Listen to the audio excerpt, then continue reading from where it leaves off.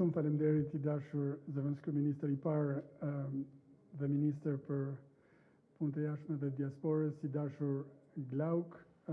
Ky është një moment i veçantë, madje unik për mua.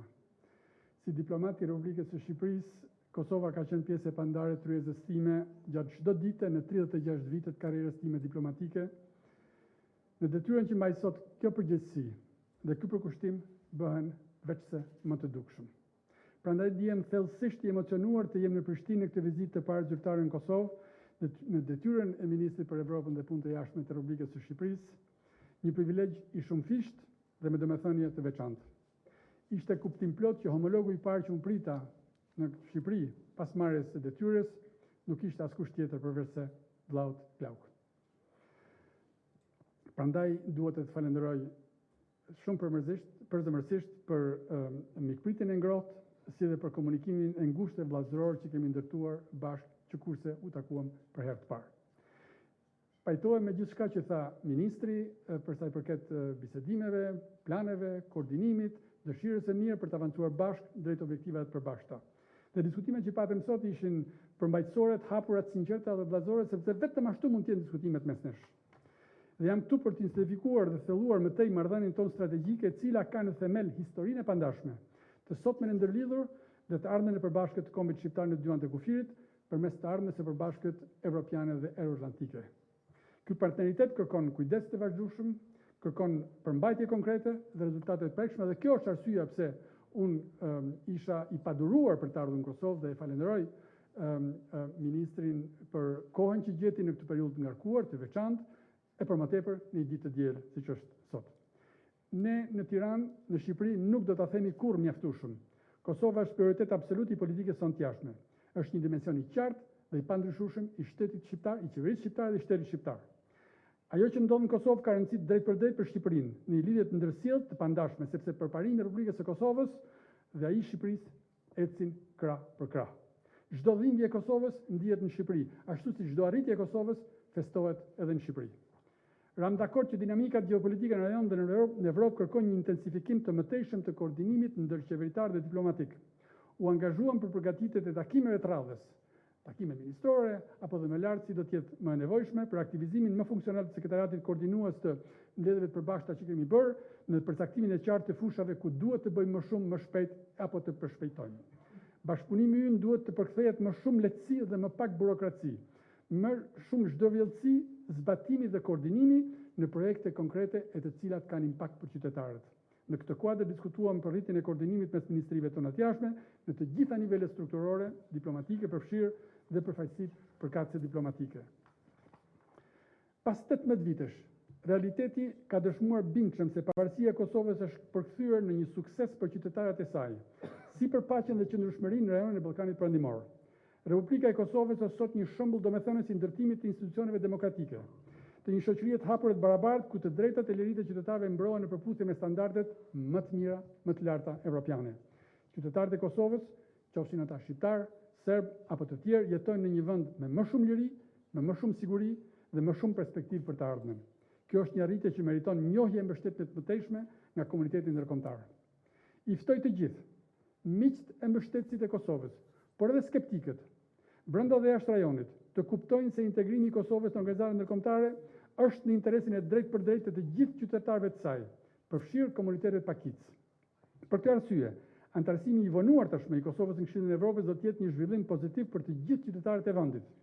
Kjo organizatë ofron mekanizmat më të avancuar për mbrojtjen e drejtave të njerëzit, të drejtave të pakicave dhe standardeve demokratike. Në të njëjtën frymë, antarësimi i Kosovës në UNESCO do të kontribuonte në mbrojtjen dhe promovimin më të mirë të dashamirësisë së saj kulturore, atë shpirtërore të gjithë territorin e vendit, pa dallim nëse ajo përket traditës shqiptare, serbe apo komuniteteve të tjera. Me Kosovën e lirë dhe demokratike, Ballkani Perëndimor është sot më paqësor, më i zhvilluar, më bashkëpunues, më i lidhur me Evropën, dhe konsolidimi i pozitës ndërkombëtare të Kosovës është në interes të një rajoni më të qëndrueshëm dhe më të integruar evropian. Shqipëria do të vazhdojë të jetë plotësisht e angazhuar në këtë drejtim. Integrimi evropian, siç e përmendë i dashur Glauk, përbën ankorimin strategjik në një hapësirë vlerash, sigurie dhe stabiliteti. E përgëzova ministrin Konjufsa për zhvillimet inkurajuese në kuadër të planit të rritjes, për organizimin e ekipit negociator të Kosovës në Bashkimin Evropian dhe e sigurova përgatishmërinë tonë për ndihmë dhe për të ndarë çdo eksperiencë të Shqipërisë që është e vlefshme në këtë drejtim. Në këtë frym, pranimi i aplikimit të Kosovës për të marrë statusin e vendit kandidat nuk është dhuratë, është mundësi, sepse përkthehet në përshpejtim të reformave dhe vlerave demokratike, është investim për të ardhmen e përbashkët. Në këtë kuadër duhet parë dhe dialogu për normalizimin e marrëdhënieve me Serbinë. Ne mendojmë se dialogu i lehtësuar nga Bashkimi Evropian është rruga e dur drejt një zgjidhje të qëndrueshme dhe konsolidimit të paqes afatgjatë mes dy vendeve fqinj. Ndryshimet gjeopolitike dhe paparashikueshmëria, siç e përmendë, në rritje na ftojnë për një qasje sa më proaktive për të kthyer kohën që kalon nga kosto në përfitim. Një Kosovë me më shumë miq, e gjithë pranuar dhe e mirë integruar në strukturat euroatlantike do të jetë edhe më e fortë dhe më e sigurt dhe më e zhvilluar edhe më e begatë. Diskutuam për thjellimin e bashkëpunimit në fushën e sigurisë dhe mbrojtjes, rritjen e ndërveprueshmërisë dhe mbështetjen që Shqipëria jep dhe do vazhdojë të japë në kuadër të NATO-s për afrimin institucional të Kosovës me strukturat euroatlantike. Prania e NATO-s në Kosovë dhe roli i KFOR-it mbeten faktor kyç stabiliteti, sepse pa një Kosovë të sigurt nuk mund të ketë as rajon as Evropë të sigurt. Shqipëria nuk do të pranojë e as nuk do të tolerojë ndonjëherë cënimin e sigurisë së qytetarëve dhe institucioneve të Kosovës dhe të jetë gjithmonë në krah të Kosovës, drejtësisë dhe llogaridhënies përballë çdo akti apo individi që përbën kërcënim ndaj saj. Sulmin në Banjska dhe në kanalin Iber-Lepenc nuk mund të harrohen dhe llogaridhënia duhet të jetë e plotë. Kam ardhur këtu sot për të transmetuar dhe për të theksuar qartë atë që ka thënë kryeministri Rama, kush prek Kosovën, prek Shqipërinë. Ram dakord se lidhjet infrastrukturore dhe energjetike janë thelbësore për rritjen e ndërlidhjes dhe konkurrshmërisë në rajon. Hekurudha Durrës-Prishtinë, ose siç e quajmë ne nga Tirana, Hekurudha Kuqezi, zhvillimi i porteve, bashkëpunimi energjetik dhe korridore transportit nuk janë thjesht projekte zhvillimi.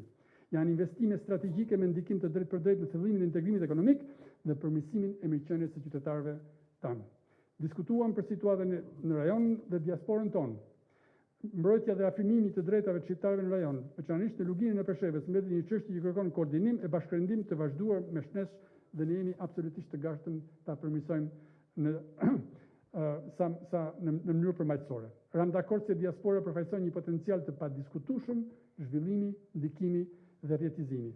Do të forcojmë projektet e përbashkëta në arsim, kulturë dhe diplomaci publike, duke trajtuar diasporën si një urë të fuqishme lidhëse, si të atyre me adheun, ashtu edhe mes vendeve tona. Dua të shpreh minjoren time të thellë për të gjithë bashkëbiseduesit institucional dhe politik, presidentën në detyrë, kryeministrin, si dhe takimet e tjera që do kem gjatë ditës, të cilët gjeten kohë për të takuar, edhe pse në një periudhë fushatës zgjedhore dhe madje, siç e thash, në një ditë pushimi. E lexoj këtë si një mesazh të qartë se për ne, interesat strategjike dhe marrëdhëniet tona mbetet një prioritet i pandryshueshëm në çdo ditë, në çdo kohë, në çdo orë.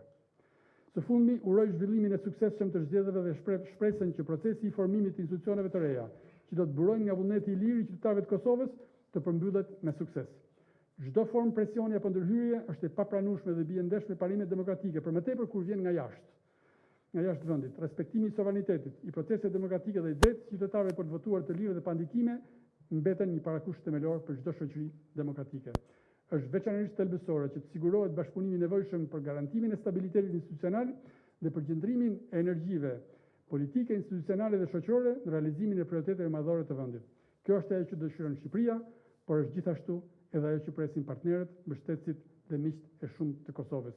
Edhe një herë, i dashur vëllai, shumë faleminderit për pritjen, shumë faleminderit për bisedimet që patëm dhe mbi të gjitha për marrëdhënien e ngushtë dhe koordinimin e pandërprerë që kemi në interes të dy vendeve tona, të qytetarëve tanë dhe të përbashkëtës kombëtare. Faleminderit.